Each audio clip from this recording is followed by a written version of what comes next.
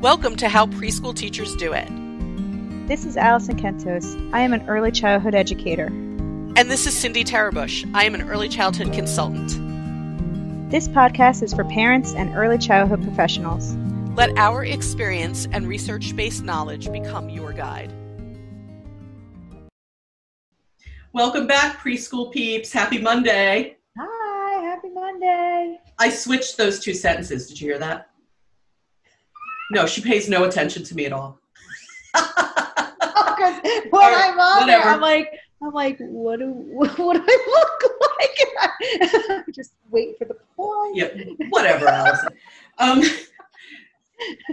today's episode of the podcast, we're going to talk about COVID-19 shaming. And I'll tell you what brought this to mind. I approached Alison with this topic.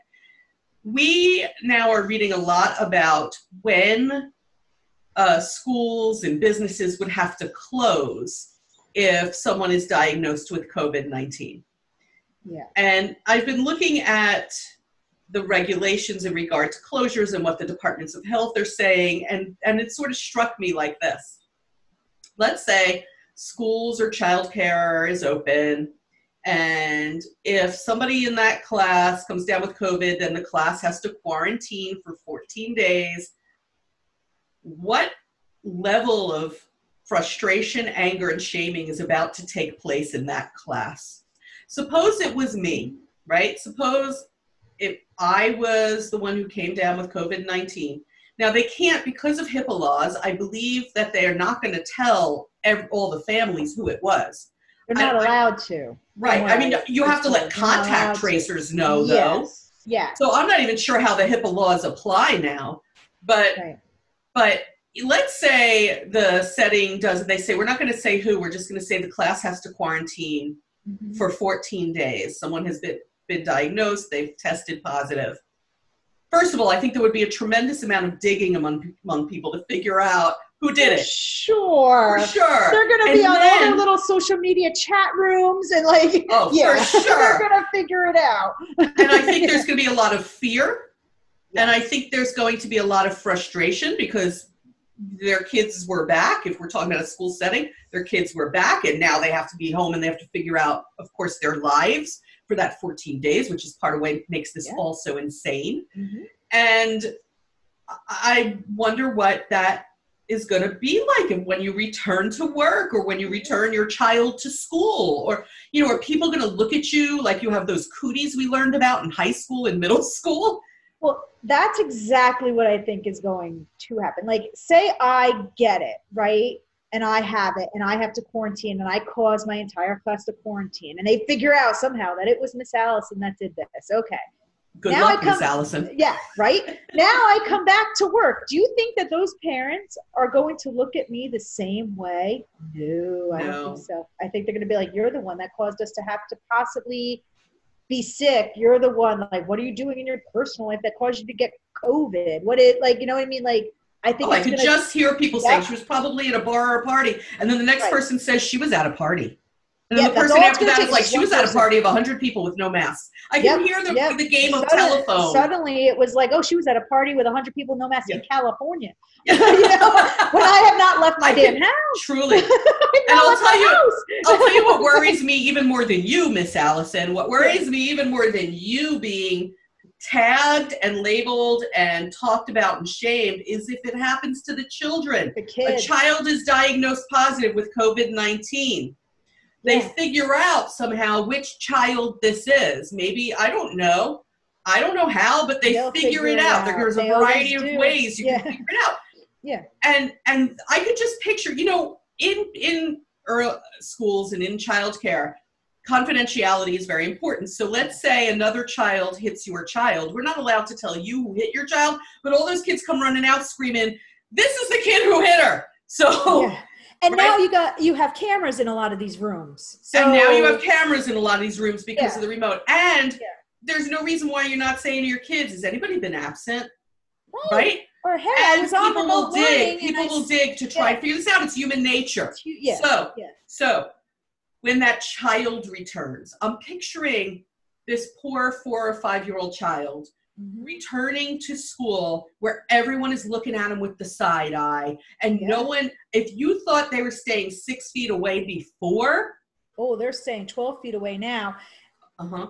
Are you on the same bus with that kid? Are you in this class with this kid? Now you're judging their entire family. Like, well, what'd they do? How come they didn't, do whatever it is to keep them COVID free? Like, it's like this, you think bullying is bad. I think this is kind of bullying. And I think if they like, has anybody anywhere in charge thought about the implications, what these children and parents and families and workers and co-workers and administrators will suffer if they are the ones who shut down a class, a school, a business? Yep. Come on. It's going to be psychologically a hot mess because people will become scared and defensive. And psychologically, I mean, we're talking about the psychological impact of having been home for all these months. Can we please talk about the psychological impact of being the one who brings COVID-19 into the school? Because it's going to happen, folks. It is going to happen. It's going to happen. If the news from around the country tells us anything, it's going to happen.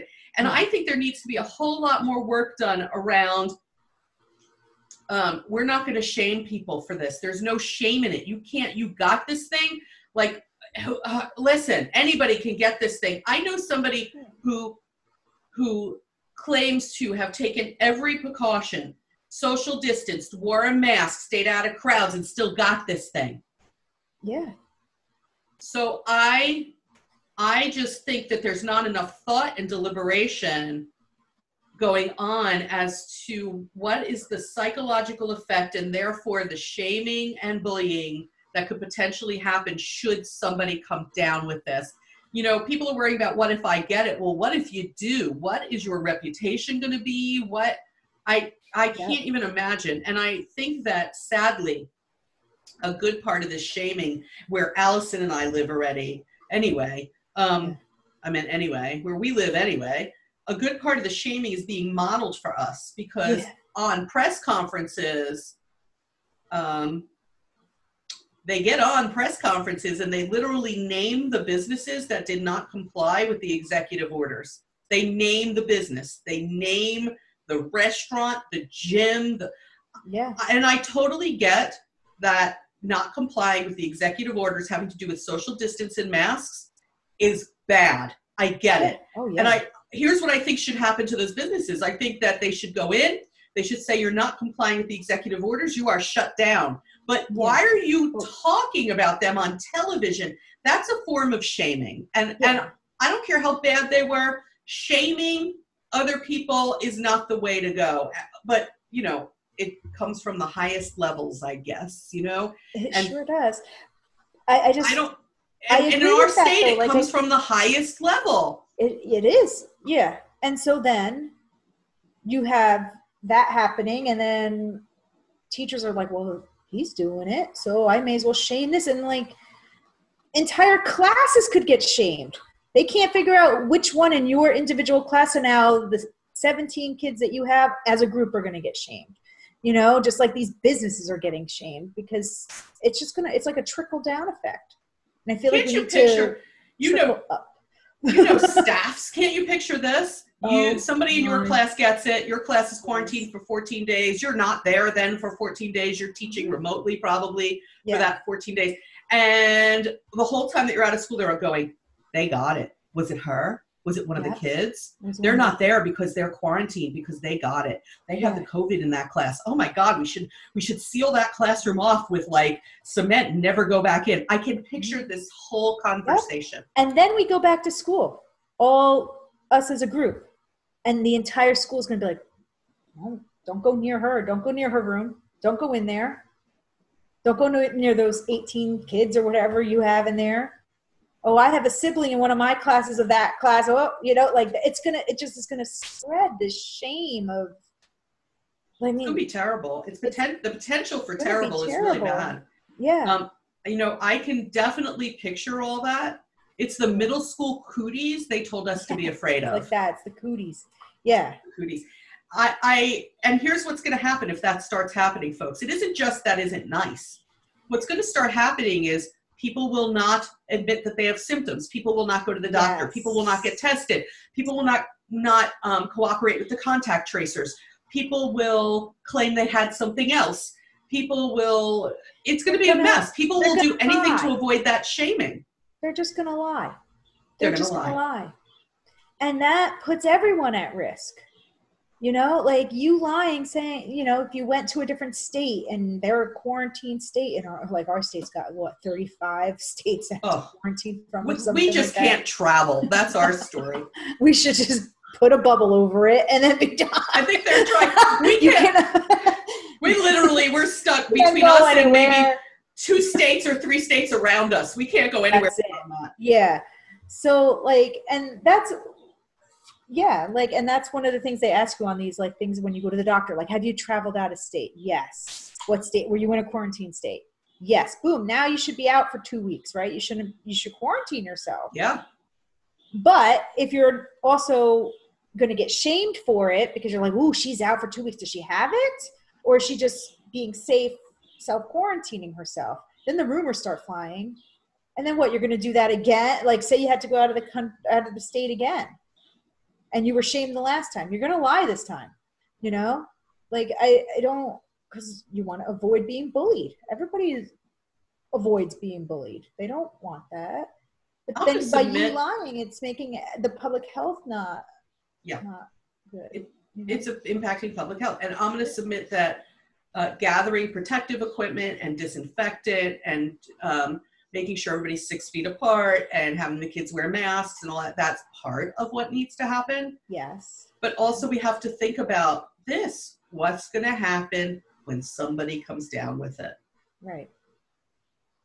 Yeah. In businesses too, you know, I would imagine that if someone tests positive in a business, it's going to be a big deal. I would hope that people would just be worried about their coworker or worried even about the teacher, the child, the administrator, the coworker. I would hope that we would all just be like, oh no, right. I hope you're okay. But that's not what most people are going to do. It's not the normal human reaction to something that you don't want to have happen to you. Right. Because when you typically get something like I was sick in the fall, right? But it wasn't anything contagious, right? So it was just like, and I would get little well wishes like, oh, we hope you feel better. Oh, that's horrible. Like, we miss you at school kind of thing. If I got COVID though, they'd be like, whoa, you know, I don't even want to email her. It might be allergic through the email, you know, might be spread through the email, you know, like that people are suddenly, instead of being like, oh, we wish you well, we hope you get better, we miss you at school, it's going to be like, what'd she do? It's her fault. You know what I mean? Like it's, whereas when I got sick in the fall, I have no idea what it even was. I have no idea. It could have been my fault. Nobody blamed me though. Not one person. Nobody shamed me. Nobody blamed me. Yeah. I'll tell you what, when I go into a school as a consultant and they say to me, oh, somebody in room 8 just threw up. Guess who's not walking into room 8? So I stand like at the doorway and kind of wave and go, love you, but I'm not coming in if somebody has a stomach virus. Can you imagine COVID-19? Oh my God. Holy moly. Now I feel like we also have now what we never had before, which is cameras in all these rooms, right? We never had that before. So you are home watching this on a camera and you see little Johnny over here is coughing up a lung. Okay. Send Johnny home. Johnny's going to go home. But Johnny's going to go home because he's coughing. I, as a teacher, I'm going to send him to the nurse. The nurse is going to send him home. Okay. At the first sign of any cough. That's what we're at now. Okay. But somebody saw it on your computer screen and they're going to be like, you're not going to believe what happened in Miss Allison's class. Oh my God, Johnny had cough. Okay. Like it's going to be like this rumor times 10, I feel. I believe you are right. You know, like, and it's just not, whereas before, like, hey, Johnny got sent home. Okay, big deal. No, now it's like live on screen. I am watching this happening. Like, oh, do you think he's got COVID? You know, and that's all it's going to take. He was coughing. Do you think it was COVID? It could have been an allergy. You have no idea what happened once he got sent home and went to the doctor. You know, like, but it's all right there, live for everybody to see. Oh yeah, and I don't know. I think, you know, for me as a person, when I'm not under any kind of threat because no one I know has tested positive who I have been around at all. Right. You know, like I can sit here logically and say, that's not who I want to be. I don't want to be somebody who shames other people for things that they wouldn't have wished on themselves. No one's going to wish on themselves that they get COVID-19. No one's, well, most people are not running out there trying to catch this. Right. So I like to think that I'm a sane enough person to just feel like I wish them well and I hope that they get better soon. And yet I've not had the experience of having a contact tracer call me and say someone you were with has tested positive for COVID-19. Who have you been with in the last 14 days? I've not had that phone call. I haven't had that either. So I don't know what emotional reaction I might have. And I don't know how I would feel because this is such a new situation. Certainly no one has dress rehearsed this in their lives. Right. I mean, I want to think that I would have compassion and kindness, but at the same would want to think so too. Time, I think I'm going to have a lot of worry of like, oh no, you know, but I would like to think we're compassionate. Yeah, but I also would like to think the whole world was compassionate, but they're not. Look around. So look at what's going on. Look at what goes on. Look at the abuse that teachers are taking when they express concern about going back to school. This is not compassion, folks. No. These people are doing things like making sure they have care for their children should they come down with it, and they have to be separated from their children for weeks and weeks. These people are making sure things like their advance directives and wills are written. Come on. The compassion would be, yes, I want my child to go back to school, and I feel terrible that you're put in this position. Isn't there some way we can make it so that you're safer? That would be compassion. And I'm not seeing a whole bunch of compassion out in the world. That's not happening. That's grocery store workers. Yeah. I can't tell you how many times I've been in the grocery store and seen people being rude to these people who have put their lives on the line for all of us every day. Yeah.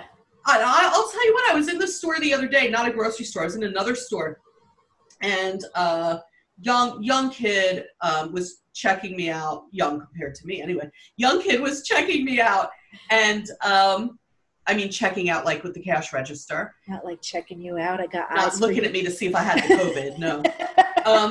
And I looked when he was done. I said, "Thank you so much," and he was just like, "Oh, you're welcome." Is nobody thanking these people? Like, what's happening? Are you? I don't understand that at all, because even before COVID happened, I always thanked them.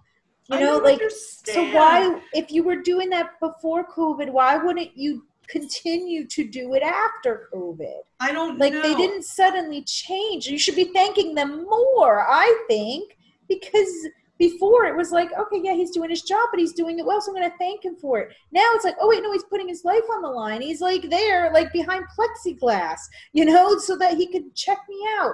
I should thank him even more, you know, but instead it went backwards instead of forwards, you know, it doesn't make sense. People are living in fear. And so let's do this. It's not a title for this podcast, but I really like this saying, kindness is not shaming people who come down with COVID-19.